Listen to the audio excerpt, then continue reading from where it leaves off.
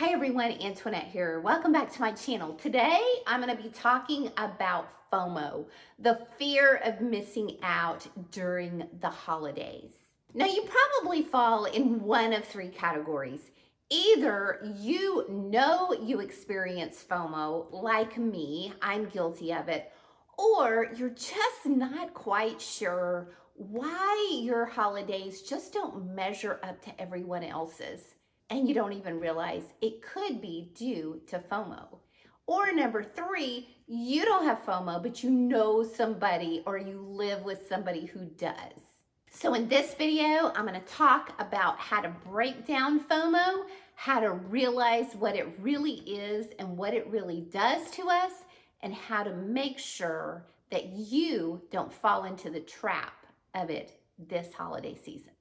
You see, FOMO, it's not only popular, but it's really normal. It's all due to a cognitive bias called loss aversion, which states that for most individuals, the pain of loss is twice as powerful as the pleasure of gaining something. So first, let's talk about parties, whether it's an office party or a social party. Do you really want to go, or do you just want to go because if you don't, you'll feel like you're experiencing FOMO?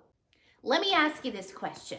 If the party got canceled due to weather or something else, would you secretly be glad?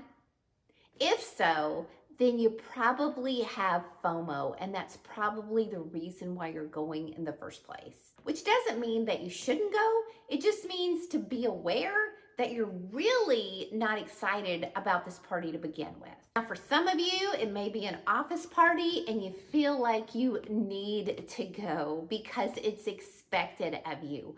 But you probably also would be feeling some FOMO if you didn't go and the next day at work, everybody was talking about how much fun they had.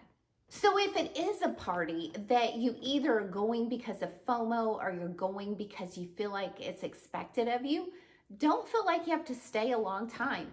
The secret is to arrive early and leave early. If you arrive early, then it will be socially more acceptable when you leave early. To use that cue to leave early whenever you feel like you're done. Here's the other thing with parties, and I've experienced this before.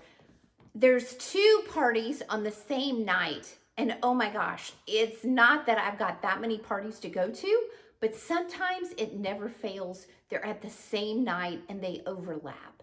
And so because of FOMO, I'll feel like I need to make an appearance at both.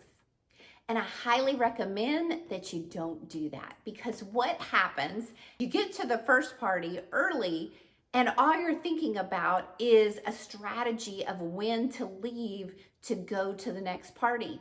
And also sometimes you're hoping that the next party is funner because you already are feeling FOMO that you're missing out on the second party. Then by the time you get to the second party, most of the people sometimes have already left. And so sometimes when you're at the second party, you wish you would have stayed at the first party. This has happened to me more than once. So I have to tell myself, pick one party to go to, stay there for as long as I want to that evening, and then go home. I'm done. And what about going to these holiday events in our community or the city that we live in that we keep hearing great things about? And then you go and you're thinking, you know what? It really wasn't that great. And I really didn't enjoy it that much. But you know why you did it? Sometimes it was because of FOMO. You saw other people posting about it and they looked like they were having a great time. Well, of course they look like they were having a great time. They were posting about it. They're not going to say, hey, I'm at this lame holiday event, even if they don't think it was that special. Some of you, it's shopping. You feel like you've got FOMO if you're not out there shopping because The ads tell us that for this weekend only, this is the great deal of the century. So you get out there and you start making purchases all because of FOMO. And then later you realize, and you know what? I really should not have fallen for this. Here's an interesting thing to remember. When I was researching FOMO for this video, I ended up discovering a lot of direct marketing websites that were all around FOMO, but it's how to market to people with FOMO so that they will make those purchases. SKU Local did a study and found that 60% of millennials, after feeling FOMO, made a reactive purchase.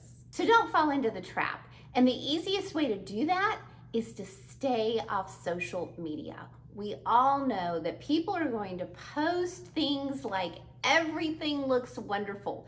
They're not going to post when things are boring. During the holidays, they're out there posting about all the places they're going, posting about all the parties and events they're going to, how much fun they're having. So the more you stay off social media, the more you can enjoy the holidays the way you want to really enjoy them.